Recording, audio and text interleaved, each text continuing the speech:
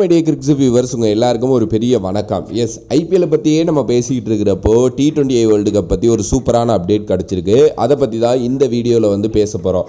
என்ன அப்படின்னா, T20 world cup 2024 IPL முடிஞ்ச உடனே பார்த்தீங்கன்னா ஜூனில் ஆரம்பிக்க போகுது. ரொம்ப ரொம்ப ரொம்ப எக்ஸைட்டடான அண்ட் ரொம்ப இம்பார்ட்டண்ட்டான ஒரு வேர்ல்டு கப் அப்படின்னே சொல்லலாம். ஏன்னா இந்தியாவுக்கு அட்லீஸ்ட் இந்த வேர்ல்டு கப்பாவது கிடைக்குமா அப்படிங்கிற அந்த ஒரு நோக்கத்தில் தான் நம்ம இருக்கோம். அண்ட் ஐபிஎல் வேற நடந்து முடிஞ்ச உடனே இந்த வேர்ல்டு கப் நடக்க போகுது அப்படிங்கிறதுனால எல்லாரோட கண்ணுமே இந்த ஸ்குவாடு மேலே தான் இருக்குது. இந்த ஐபிஎல்ல நல்லா பர்ஃபார்ம் பண்ணுற ஒரு சில பிளேயர்ஸ் அந்த T20 வேர்ல்டு கப் ஸ்குவாடில் போகிறதுக்கு நிறையா சான்சஸ் இருக்குது அப்படிங்கிற மாதிரி எல்லாம் சொல்லிக்கிட்டு இருக்காங்க.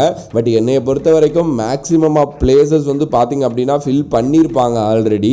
இந்த ஐபிஎல்லை வச்சு யாராவது வேற லெவலில் பர்ஃபார்ம் பண்ணுறாங்க, இவங்களை கூட்டிகிட்டு போனால் நல்லாயிருக்கும் அப்படின்னு யோசிக்கிற பிளேயர்ஸையும் இந்த விக்கெட் கீப்பர் இஷ்யூ வேற போயிட்டு இருக்கு. அதாவது ரிஷப் பண்டா, KL ராகுலா, இல்லை நம்மளோட சஞ்சு சாம்சனா அப்படிங்கிற அந்த ஒரு இது இருக்குல்ல, இதில் யார் நல்லா பண்ணுறாங்களோ அதுலேருந்து கூட்டிகிட்டு போகிறதுக்கான அந்த ஆப்ஷனும் மட்டும்தான் எனக்கு தெரிஞ்சு ஓப்பனாக இருக்கும் அப்படின்னு நினைக்கிறேன். அது இல்லாமல் ஒரு சில பேக்கப் ஆப்ஷனுக்கு தான் இந்த ஐபிஎல்லை யூஸ் பண்ணிப்பாங்க. சரி, இதெல்லாம் தெரிஞ்சது தானே. இப்போ என்ன மேட்ரு அப்படின்னு கேட்டிங்கன்னா, இப்போ ஐசிசி பார்த்தீங்க அப்படின்னா ஒரு ரூல் ஒன்று கொண்டு வந்திருக்காங்க.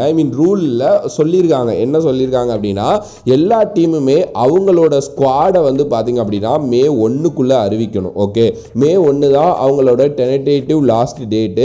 அன்னைக்கு அறிவிச்சே ஆகணும். அப்படி அறிவிச்சிட்டதுக்கு அப்புறம் May 25 பார்த்தீங்க அப்படின்னா நீங்கள் டீமை வேணும்னா மாற்றிக்கலாம். ஜூனில் தான் ஆரம்பிக்க போகுது டோர்னமெண்ட். பட் ஆனால் May 1 அறிவிக்கணும். அதுக்கப்புறம் ஒரு 24 நாள் அதுக்குள்ளே வேணும்னா பிளேயர்ஸை சேஞ்ச் பண்ணிக்கலாம் அப்படிங்கிற மாதிரி சொல்கிறாங்க.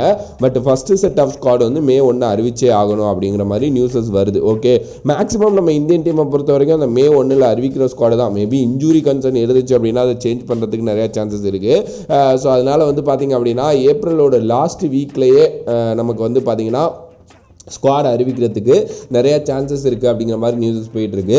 நான் என்ன நினச்சேன், கொஞ்சம் லேட்டாக இருக்கும், ஐபிஎல்லை ஃபுல்லாக பார்த்துட்டு பண்ணுவாங்க அப்படின்னு. இல்லை, ஃபஸ்ட் ஆஃப் ஐபிஎல் முடிகிற டைம்லேயே பார்த்தீங்க அப்படின்னா நமக்கு ஸ்குவாட் என்னங்கிறது தெரிஞ்சிடும். ஏன்னா அதுக்கப்புறம் ஒரு மாதம் இருக்குது டோர்னமெண்ட். அண்ட் இன்னொரு விஷயமும் சொல்லியிருக்காங்க. என்ன அப்படின்னா, அந்த May 16 பார்த்தீங்க அப்படின்னா இந்த லீக் ஸ்டேஜஸ்லாம் ஐபிஎல்ல முடியுதுல்ல, சாரி 19 நாட் 16, May 19 முடியுது. அப்பயே பார்த்தீங்க அப்படின்னா எந்த டீமெல்லாம் இங்கே பிளே ஆஃப்ஸ் போகலையோ அதில் இருக்கிற மீதி பிளேயர்ஸ் எல்லாம் பார்த்தீங்க அப்படின்னா, அதாவது பிளே ஆஃப்ஸ் போயிருக்க டீமில் இருக்கிற பிளேயர்ஸை தாண்டி மற்ற பிளேயர்ஸ் எல்லாருமே பார்த்தீங்கன்னா USA கிளம்ப போகிறாங்க. ஏன்னா USA அண்ட் வெஸ்ட் இண்டீஸில் தான் பார்த்தீங்க அப்படின்னா நடக்க போகுது. ஸோ நமக்கு நியூயார்க்கில் தான் முதல் மேட்ச்சு. ஸோ அதனால் USA கிளம்ப போகிறாங்கங்கிற நியூஸ் பார்த்தீங்கன்னா வந்திருக்கு. எஸ், ஐபிஎல் நடந்துகிட்டு இருக்கிறப்பயே அப்படியே பார்த்தீங்கன்னா கொஞ்சம் கொஞ்சமாக இந்த வேர்ல்டு கப்போட ஃபீவர் ஆரம்பிக்குது. பார்க்கலாம் என்ன நடக்க போகுது அண்ட் இந்தியா என்ன மாதிரி ஸ்குவாடை பில்ட் பண்ண போகிறாங்க அப்படின்னு சொல்லிட்டு 15 பேர் கொண்ட ஸ்குவாடு தான் ஃபைனல் ஸ்குவாட் அப்படிங்கிற மாதிரி சொல்லியிருக்காங்க. ஸோ உங்களோட ஒரு 15 பேர் கொண்ட ஸ்குவாடு எப்படி இருக்கும் இந்தியன் டீம்லேருந்து அப்படின்ட்டு மறக்காம கமெண்ட் பாக்ஸில் கமெண்ட் பண்ணுங்கள். யாரெல்லாம் ஃபீச்சர் ஆகலாம், இவங்கெல்லாம் வேணாம் ப்ரோ அப்படின்னு சொல்லிட்டு உங்களுக்கு ஏதாவது தாட்ஸ் இருந்துச்சுன்னா அதையும் கமெண்ட் பண்ணுங்கள். வேறொரு வீடியோவில் வேறொரு கான்செப்ட் சந்திக்கின்றேன். நன்றி, வணக்கம்.